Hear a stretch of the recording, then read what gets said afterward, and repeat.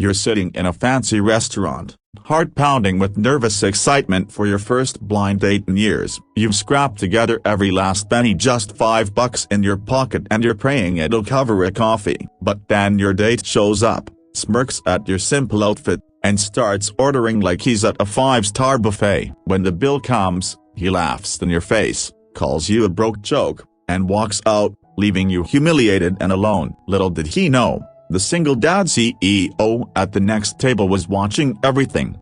And what happened next? It was the kind of revenge that makes you cheer out loud. If you've ever been looked down on, underestimated, or straight up disrespected by someone who thought they were better than you, this story is going to hit different. It's all about that sweet, satisfying justice we all crave. So, if you're ready to feel that rush of validation, smash that like button right now, subscribe for more epic revenge tales from Reddit, and let's dive in. Trust me, by the end, you'll be pumping your fist in the air. Our story starts with Emily, a 28-year-old single mom who's been grinding through life like a warrior in worn-out armor. Picture her, tired eyes from pulling double shifts at a dead-end diner job, hands rough from scrubbing dishes, but the smile that could light up a room despite it all. She's got a bubbly 4-year-old daughter at home, and between rent, daycare, and scrapping by on ramen noodles, dating hasn't even been on her radar. But her best friend sets her up on this blind date,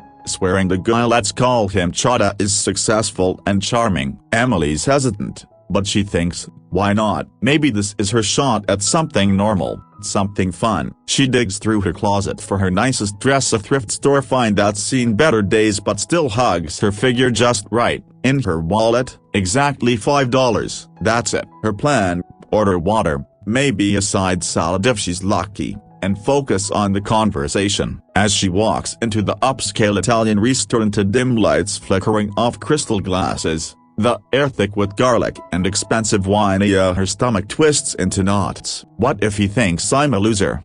She thinks, her palms sweating as she smooths her hair, but she pushes it down, reminding herself, you're strong, Emily, you've raised a kid alone. This is nothing. Chad arrives 10 minutes late, striding in like he owns the place. He's in a crisp suit, hair slicked back, flashing a watch that probably costs more than her monthly rent. At first, he's all smile, complimenting her eyes, asking about her day. Emily relaxes a bit, her heart fluttering. They chat about movies, hobbies, but then the waiter comes, and Chad doesn't even glance at the menu prices. I'll have the lobster ravioli, extra truffle, and the filet mignon, a medium rare. Oh, and bring us the house red, the good one. Emily's face drains of color. She stammers, oh, just a water for me, please. And maybe the garden salad? Chad's eyebrow shoots up. He leans back, crossing his arms with a smug grin. Water and salad? Come on,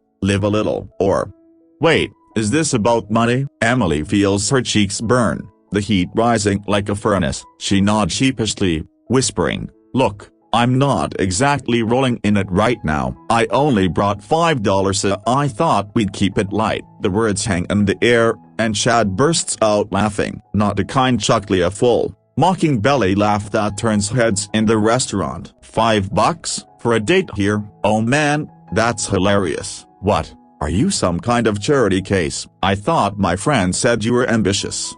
Guess that means ambitious about coupons. Emily's world shrinks. Her throat tightens, tears pricking at her eyes as the humiliation sinks in. She can feel the stares from nearby tables, the pitying glances. Inside, her mind races. How dare he? I've worked my ass off every day, sacrificing everything for my daughter, and this jerk treats me like trash. But she bites her tongue, forcing a weak smile, hoping to salvage the night. Chad doesn't stop. He leans in, voice dripping with condescension. Listen, sweetie, I make 6 figures in tech sales. I don't do budget dates. If you can't even afford a real meal, maybe stick to fast food next time. He flags the waiter, cancels her salad like it's an afterthought, and keeps eating his feast alone, scrolling on his phone while she sips her water in silence. The tension builds like a storm cloud. Emily's hands tremble under the table, nails digging into her palms. She wants to scream, to throw his wine in his face, but the powerlessness grips here. She's broke, alone, and now publicly shamed. Chad finishes, wipes his mouth, and stands. This was fun. Not. Good luck with that 5 spot. He tosses a few bucks on the table for the tip, not here, and struts out, leaving Emily with the bill she can't possibly pay. The waiter approaches, sympathetic but firm. "Ma'am, that's $150. How would you like to settle?" Panic surges through her, heart hammering, breath shallow. I can't. I'm so sorry." Unbeknownst to her, at the next table sits Marcus, a 35-year-old single dad and CEO of a thriving tech startup. He's there with his 6-year-old son, Liam, treating him to a big boy dinner after a tough week. Marcus is the picture of quiet success, broad shoulders from gym sessions squeezed between board meetings, a warm smile that hides the grief of losing his wife 2 years ago. He's been eavesdropping, and not on purpose at first, but Chad's loud mockery made it impossible to ignore. Marcus watches Emily's face crumple, sees the way she holds back tears, and something stirs in him. Memories flood back, his own struggles early in his career, being dismissed as just a coder dad before building his empire. Liam tugs his sleeve. "Dad? That lady looks sad." "The man was mean." Marcus nods, jaw clenching. "Yeah, buddy, he was." As Emily argues quietly with the waiter,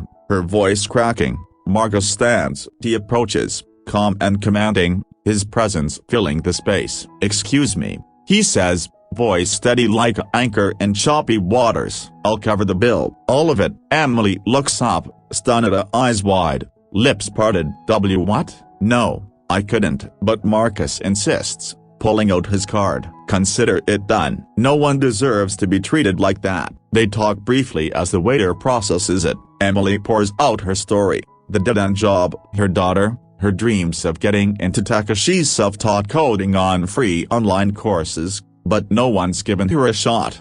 Marcus's eyes light up. His company needs entry-level developers, and her passion shines through the embarrassment. "Send me your resume," he says, handing her his card. "I'm Marcus Hale, CEO of Hale Tech. We value grit over pedigrees." Emily's mind reels. Is this real? After that nightmare, a lifeline? She nods, gratitude washing over her like a warm wave. Fast forward 3 months. Emily's at Hale Tech, starting as a junior dev but skyrocketing with her talent. Late nights debug and code, her fingers flying over the keyboard, fueled by that fire from the date. Marcus mentors her personally, a coffee chats turning into strategy sessions. She thrives, earning promotions, her bank account finally breathing. Her daughter gets new clothes, real toys. But the real turning point? Chad applies for a sales director role at Hale Tech. Emily's on the interview panel now, risen to team lead. The interview room is sleek glass walls,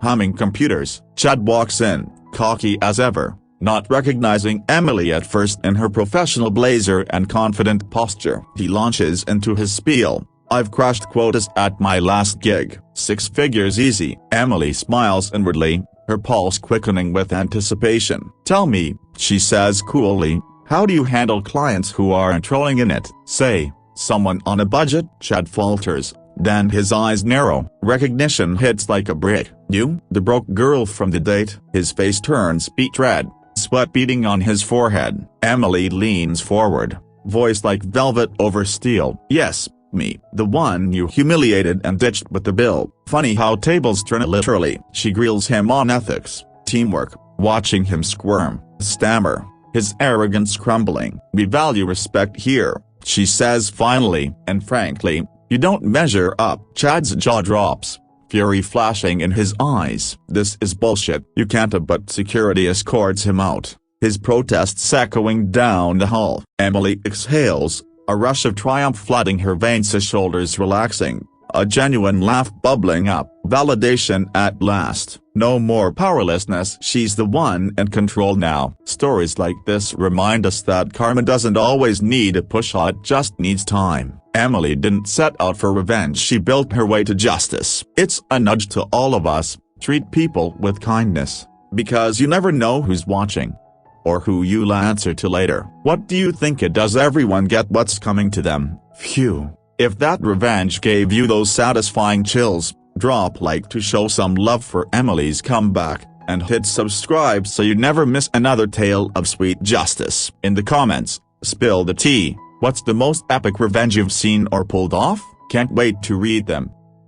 She sat at the small corner table of the upscale restaurant, her hands nervously smoothing the thrifts toward dress she'd spent hours choosing. Lily had only $5 in her pocket, barely enough for a coffee, but she'd agreed to this blind date out of a flicker of hope. Her friends swore the guy was kind, a teacher who loved books as much as she did. The restaurant was her date's choice, and now, surrounded by clinking wine glasses and soft jazz, she felt wildly out of place. Her stomach churned as she scanned the menu, prices glaring like warnings. She'd have to order water, maybe split an appetizer if he insisted on sharing. The $5 was all she had until her next paycheck, and even that was already spoken for: a rent, groceries, her little brother's school supplies.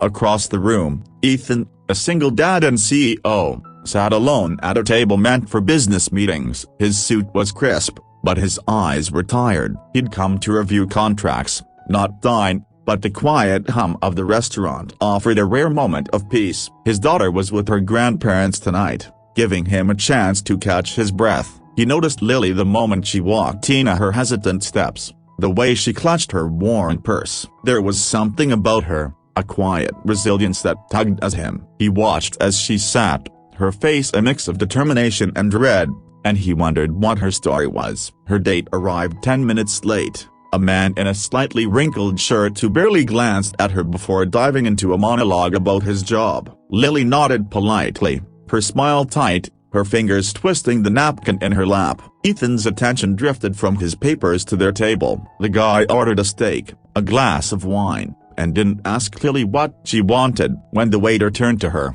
she hesitated, then asked for water, her voice barely audible. Ethan's brow furrowed. He saw her glance at the menu, then back at her lap, her cheeks flashing. The guy didn't notice, too busy talking about his latest classroom debate. The waiter brought the bill, and Lily's date slid it toward her with a casual, "We'll split it." "Yeah?" Her heart sank. She opened her purse, her fingers brushing the crumpled $5 bill. Knowing it wouldn't cover half of anything on that table, she mumbled an excuse, something about forgetting her card, her voice trembling. The guy's face hardened, his tone sharp. "You serious? You didn't bring money?" The restaurant seemed to quiet, heads turning. Lily's eyes stung, but she held her chin up, refusing to crumble. Ethan watched it all, his jaw tight. He'd seen enough. He signaled the waiter, slipped him a card, and murmured something. The waiter nodded, approached Lily's table, and cleared his throat. "Ma'am, sir, your bill has been covered." Compliments of another guest. Lily's eyes widened, searching the room. Her date muttered a confused thanks and left without a backward glance, abandoning her at the table. She sat frozen, humiliated yet relieved, her gaze landing on Ethan, who offered a small, kind nod before returning to his papers. She didn't know who he was, but that nod felt like a lifeline. She gathered her things and left, the $5 still in her pocket, her heart a tangle of gratitude and questions. Lily walked home through the chilly evening, her breath visible in the crisp air. The city lights blurred as she replayed the night in her head, of the date's indifference, the sting of almost being stranded, and the stranger's quiet act of kindness. She didn't know why he'd done it, but that nod had carried a warmth she hadn't felt in years. At her tiny apartment, she tucked the $5 into a jar for her brother's school supplies, her mind still on the man in the suit. She didn't sleep much that night, wondering if she'd ever see him again, or if he was just a fleeting moment of grace in her hardscrabble life. The next morning, Lily dragged herself to her job at the community library, a place where she could lose herself in books and forget her worries for a few hours. The library was quiet, its shelves a comforting maze of stories. She was reshelving novels when a little girl, maybe 8, approached with the stack of picture books, her pigtails bouncing. "Can you read this one to me?"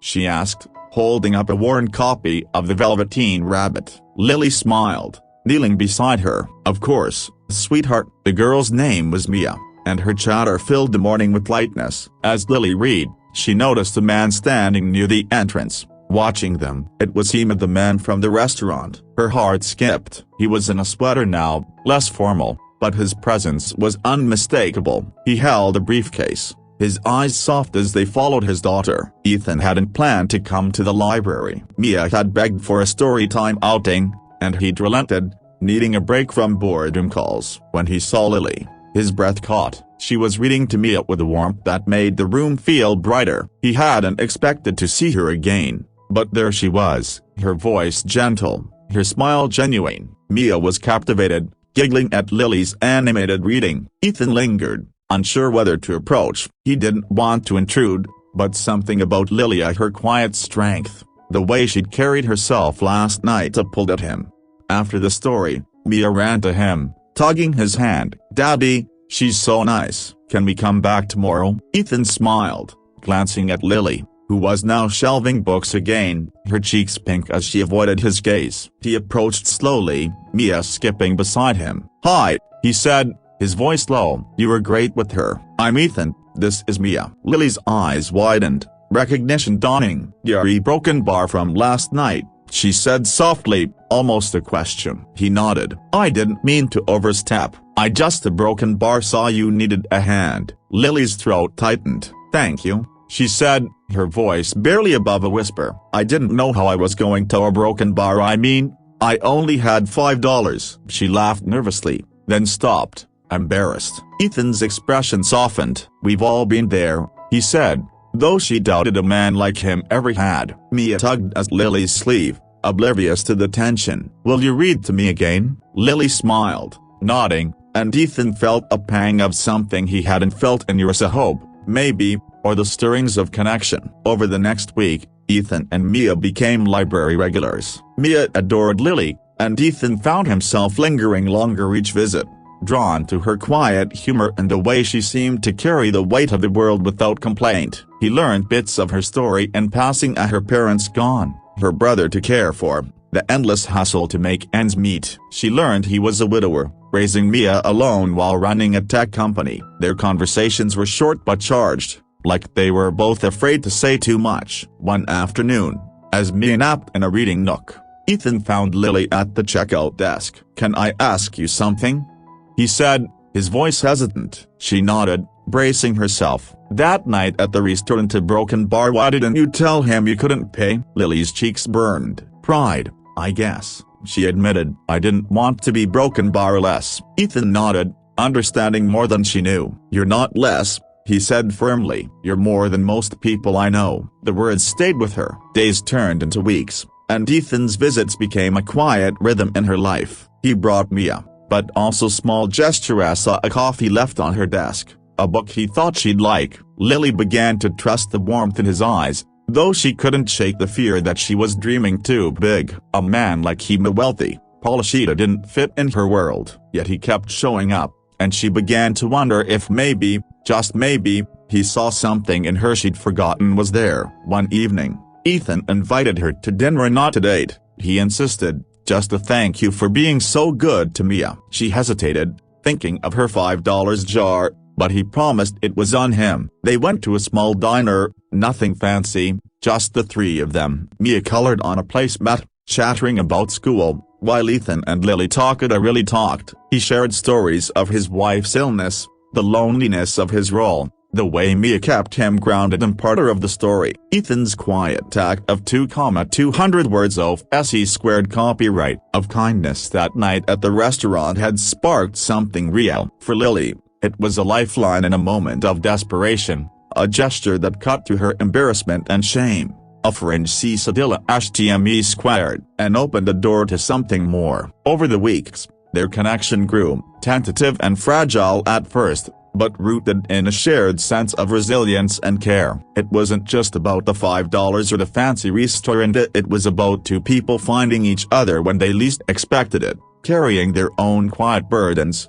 their own unspoken hopes. Ethan's nod that night had been a promise, one he didn't know he'd keep, but one that unfolded in library story times, in shared smiles, in the slow, steady building of trust. It was a moment that turned a fleeting act of generosity into the beginning of something neither of them could have foreseen, a family, stitched together not by wealth or status, but by the unspoken language of survival, of showing up, of seeing each other in the dim light of a diner's neon glow. Lily clutched the crumpled $5 bill in her coat pocket as she entered the upscale restaurant, its chandeliers casting soft light over polished tables. Her thrift store dress felt thin against the elegance around her, but she'd agreed to this blind date on a whim, nudged by a friend who swore the guy was nice, a teacher, loves books like you. The menu's prices hit her like a slap. $20 for a salad, $40 for a main. She could barely afford the bus fare here. Her plan was simple: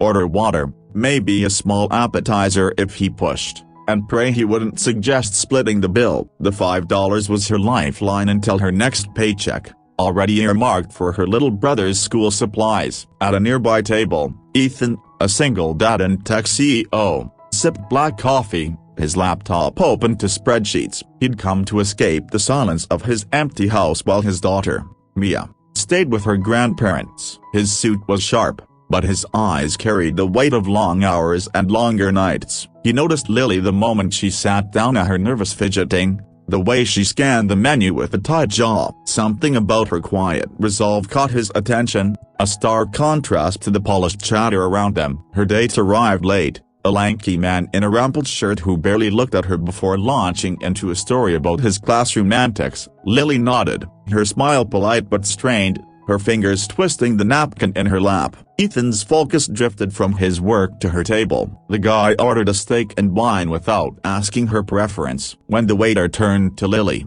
she mumbled, "Just water," her voice small. Ethan's pen paused. He saw her glance at the menu again, her face paling, and he knew that look, as scrambling to make ends meet. When the bill came, her date slid it toward her with a casual, "We'll go halfsies, right?" Lily's heart plummeted. She fumbled in her purse, the $5 bill useless against the $80 total. "Yeah, broken bar, forgot my card," she whispered, her face burning. The guy's tone sharpened. "Seriously? You came with nothing?" Heads turned, and Lily shrank in her seat, humiliation clawing at her. Ethan's jaw tightened. He'd seen enough. He flagged the waiter, passed him a card, and murmured instructions. The waiter returned to Lily's table. "Your bill's been covered, compliments of another guest." Lily's eyes darted around, landing on Ethan, who gave a subtle nod before looking back at his laptop. Her date nodded a half-hearted thanks and left without a second glance. Lily gathered her things,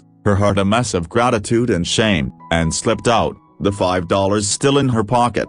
Lily walked home through the cold, the city's hum a distant comfort. The stranger's kindness replayed in her mind, his quiet nod, the way he hadn't made a show of it. She didn't know his name, but his gesture had saved her from a moment that could have broken her. At her cramped apartment, she tucked the $5 into a jar for her brother, her thoughts lingering on the man in the suit. She wondered if she'd ever see him again, or if he was just a fleeting savior in a life that rarely offered such breaks. The next day, she was at her library job, shelving books in the quiet stacks. A little girl with pigtails approached, clutching a copy of Charlotte's Web. "Can you read this to me?"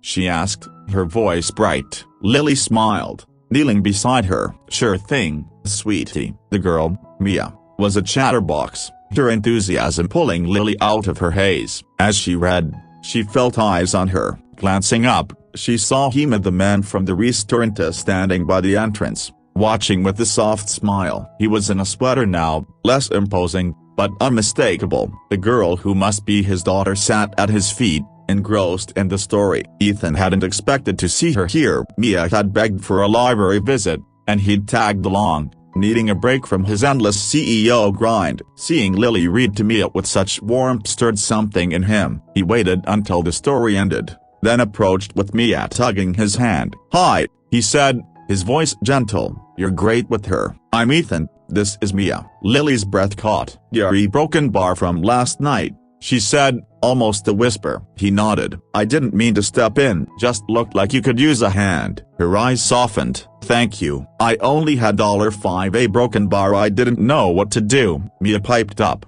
"Read again tomorrow." Lily laughed, and Ethan felt a spark he hadn't known in years.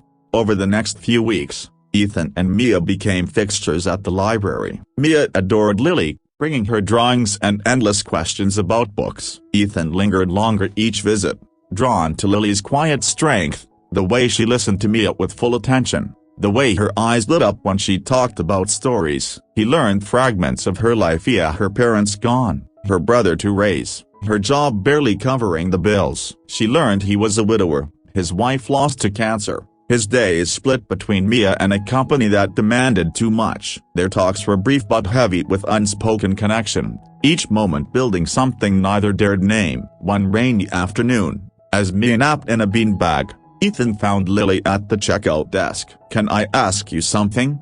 he said, his voice low. She nodded, bracing herself. "That night at the restaurant at Broken Bar, why didn't you just tell him you couldn't pay?" Lily's cheeks flushed. "I didn't want to seem a broken bar weak," she admitted. "I've been scrapping by so long, I guess I'm used to pretending I'm fine." Ethan's gaze held hers. "You're not weak, you're stronger than most people I know." The words landed like a gift, and she held them close. He started bringing small things, a coffee for her break, a used book he thought she'd like. She hesitated at first, wary of charity, but his warmth wore her down. One evening, he invited her to dinner, just to say thanks for being so great with Mia. She protested, thinking of her empty wallet, but he insisted it was his treat. They went to a cozy diner, Mia coloring happily while they talked about his wife's love for old novels, Lily's dream of studying literature, the way life had a knack for throwing curveballs. It felt easy, real, like they'd known each other longer than they had. As weeks turned to months, their lives intertwined. Ethan brought Mia to the library most days, but he also started showing up alone, just to talk. Lily found herself waiting for those moments, her guard lowering. She still carried the weight of her responsibility as her brother's future. The endless bills, but Ethan's presence made it feel lighter. He never pushed, never asked for more than she could give, but his quiet consistency was a language she understood. One evening, as the library closed, a storm rolled in, rain pounding the windows. Ethan offered to drive her home, and she accepted, too tired to argue. Mia slept in the back seat as they drove through the city's slick streets. "You ever think about what you'd do if money wasn't a problem?" he asked, his voice soft over the hum of the engine. Lily stared out the window, rain streaking the glass. "I'd go to school, get a degree, make sure my brother never has to worry like I do." She paused, then added, "What about you?" He glanced at her, his eyes steady. "I'd slow down, spend more time with Mia, maybe find someone who gets it, you know, the real stuff." Her heart raced. She wanted to ask if he meant her, but fear held her back. She wasn't like him, as successful, secure. Her life was a patchwork of survival. Yet when he pulled up to her apartment, he turned to her. "Lily, you're not just getting by, you're building something. I see it." Mia sees it. He hesitated, then added, "I'd like to be part of it, if you'll let me." She froze, the rain loud in her ears. "I'm not a broken bar, I don't have anything to offer," she said, her voice breaking. "I've got $5 days. Ethan, you've got a broken bar everything." He shook his head. "Not everything, not what matters." He reached for her hand, his touch warm, steady. "You're enough, more than enough." The words cracked something open in her. She'd spent so long holding herself together, guarding against hope. But here was Ethan, seeing her, not the $5, not the thrift store dress, but her. They sat in silence, the storm raging outside, Mia's soft snores filling the car. Lily squeezed his hand, a small gesture, but it felt like a promise. Months later, they were united. Lily, Ethan, Mia, and even her brother, who adored Ethan's bad dad jokes. Ethan helped with tuition, not as charity but as a partner, insisting she chase her dreams. Lily enrolled in night classes, her first step toward a degree. The $5 jar still sat on her counter, a reminder of the night that changed everything. It wasn't about the money Ethan paid or the dinner he covered. It was the nod, the quiet act of seeing her when she felt invisible. It was the way he kept showing up, not as a savior, but as someone who understood struggle, who saw her fight and chose to stand beside her. They weren't perfect. Ethan's work still pulled him away, and Lily's pride sometimes made her push him back. But they learned each other's rhythms, the way two people do when they've seen each other at their rawest. Mia called Lily Lils now, and her brother had a role model in Ethan. The library remained their anchor, where stories had first woven them together. That night in the restaurant, when Lily had only $5 and Ethan was just a stranger at the next table, felt like a lifetime ago. But it was the spark, a moment of kindness that grew into a love neither had expected, a family built not on wealth or ease, but on the quiet courage of showing up, again and again, for each other.